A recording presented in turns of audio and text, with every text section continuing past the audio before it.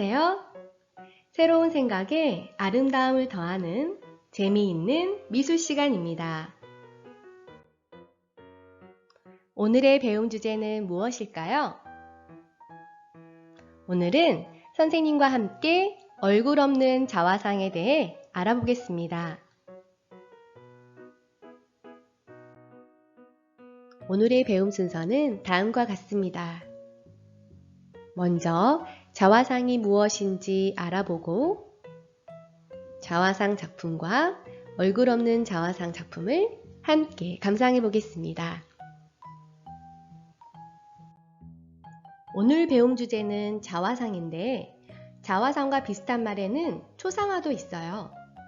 초상화와 자화상이 어떻게 다른지 먼저 알아봅시다. 초상화란 인물을 주제로 한 그림 중에서 가장 많은 비중을 차지하는 그림인데요. 지금과 같이 사진의 기술이 발달하기 전까지 초상 조각과 함께 사람의 얼굴이나 모습을 후세에 전하기 위해 많이 그려진 그림입니다.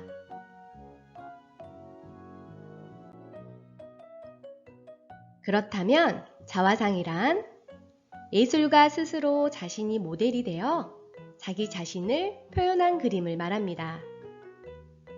자화상을 통해 우리는 작가에 대해 많은 사실을 알 수 있어요. 오늘은 자기 자신을 표현한 다양한 자화상을 살펴보고 친구들의 멋진 작품도 감상해 보겠습니다. 그럼 자화상 작품을 함께 감상해 보겠습니다. 첫 번째로 감상할 작품은 벨라스케스의 라스 메니라스라는 작품입니다. 벨라스케스는 국왕의 가족을 주로 그렸던 궁정화가로 유명했어요. 그림 속에는 스페인 국왕 가족이 그려져 있는데 이 그림 속에 화가의 자화상도 숨어 있답니다. 여러분 혹시 찾았나요? 네, 맞아요. 바로 이분이 벨라스케스입니다. 단독으로 그린 자화상이 아닐지라도 자신을 그림 속에 참여시켜 표현한 재미있는 자화상 작품입니다.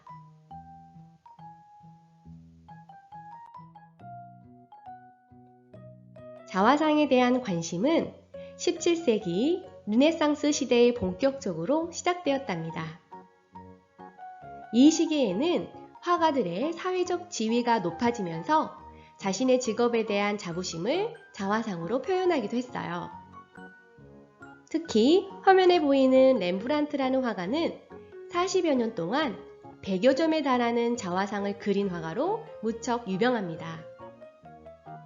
렘브란트 자신은 젊은 시절 당당한 모습에서부터 만년에 이르러서는 나이가 든 자신의 심리를 자화상으로 표현했어요.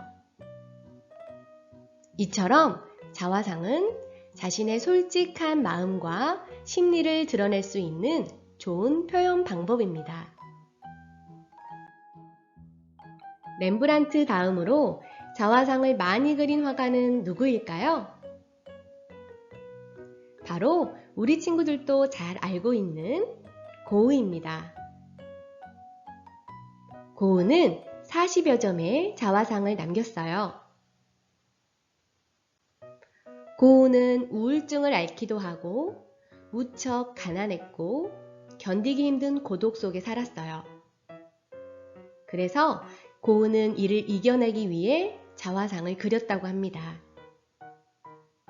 그런 이유에서인지 고흐의 자화상을 보면 고흐를 직접 보고 있는 것처럼 생생하게 살아있음이 느껴져요. 고흐는 자신의 내면과 영혼을 작품으로 표현하는 자화상의 특징을 잘 표현한 화가랍니다. 지금부터 살펴볼 자화상은 렘브란트와 고흐의 자화상과는 좀 다른 작품들이에요. 사람의 모습이지만 실제 사람과는 좀 다르게 표현한 작품을 살펴볼 건데요. 전체적인 형태에서 사람의 얼굴임은 알 수 있지만 작가의 의도에 따라 변형되어 표현되어 있습니다. 첫 번째 작품은 키르이너의 자화상입니다. 얼굴을 살펴볼까요? 얼굴이 다른 이미지와 겹쳐 나누어져 있기도 하고 다른 이미지를 넣기도 하고 사람들과 섞이기도 하며 재미있게 표현하였네요. 두 번째 작품은 뭉크의 자화상입니다. 뭉크 역시 우리가 잘 알고 있는 자화상과 다른 느낌으로 자신을 표현해 주었어요.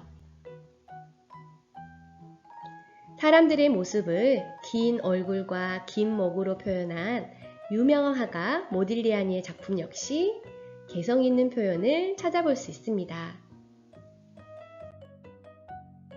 자화상이라고 해서 꼭 얼굴만 그려야 되는 것은 아니랍니다. 얼굴 없는 자화상도 있지요. 고흐는 자기 자신과 자신이 무척 존경했던 고갱이란 화가를 의자라는 소재를 바탕으로 표현해 주었어요. 그 어떤 자화상보다 흥미로운데요. 두 의자를 함께 감상해 보겠습니다.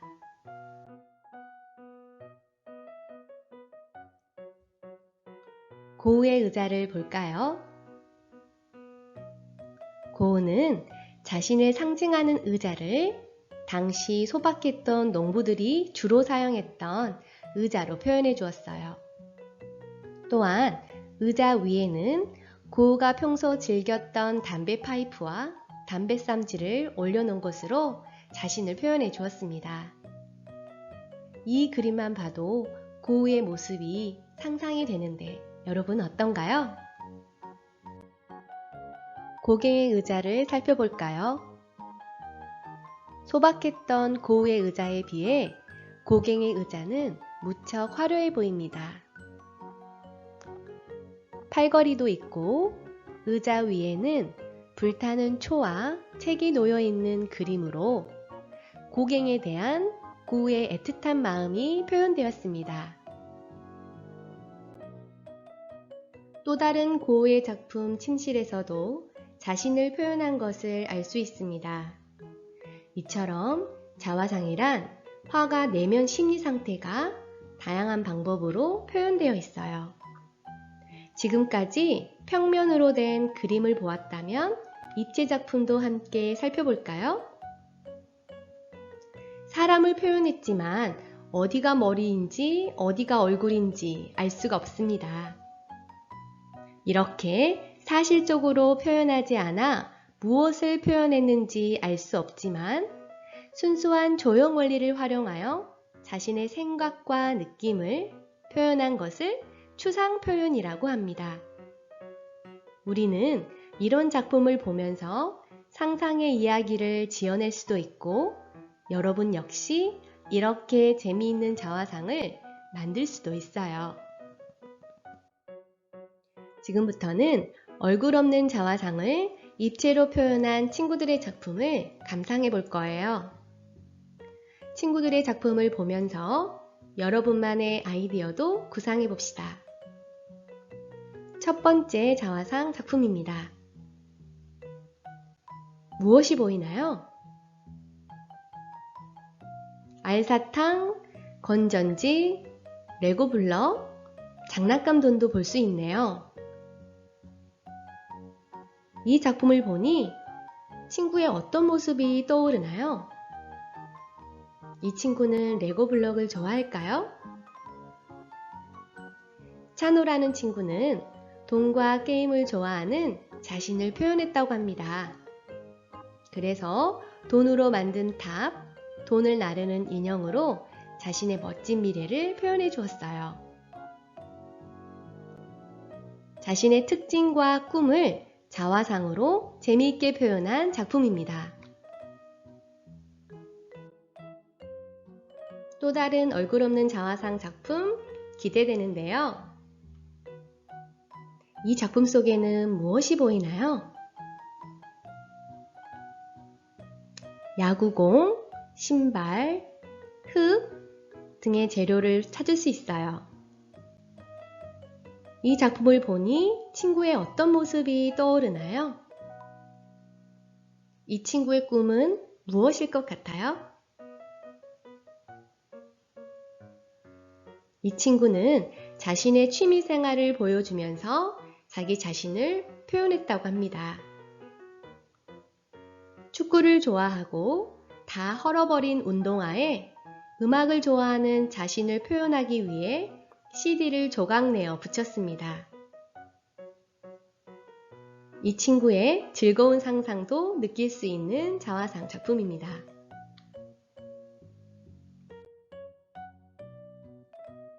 이 작품도 다양한 재료로 자신을 표현해 주었습니다. 무엇이 보이나요?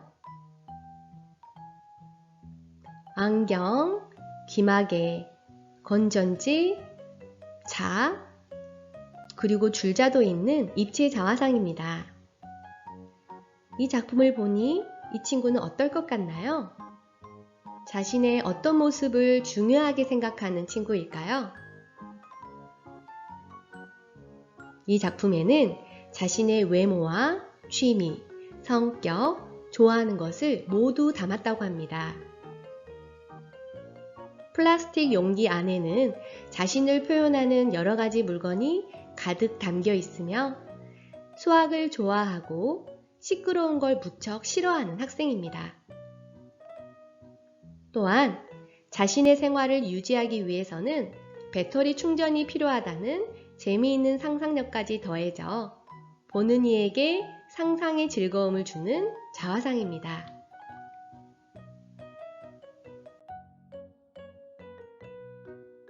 다음 자화상 함께 볼까요? 무엇이 보이나요? 동그란 과자, 털실, 깨진 유리병으로 자신을 표현해 주었습니다. 이 작품을 만든 친구는 어떤 내면을 지니고 있을까요? 평소 원만한 성격과 밝은 웃음으로 학교 생활하는 친구인데요. 깨진 유리 조각과 부서진 플라스틱으로 자신의 복잡한 내면과 우울한 심경을 표현했다고 합니다. 평소의 모습에서 찾아볼 수 없는 이 친구의 깊은 마음속 이야기를 알 수 있었고, 자기 자신은 작품을 표현하면서 자신을 더 잘 이해할 수 있었다고 합니다.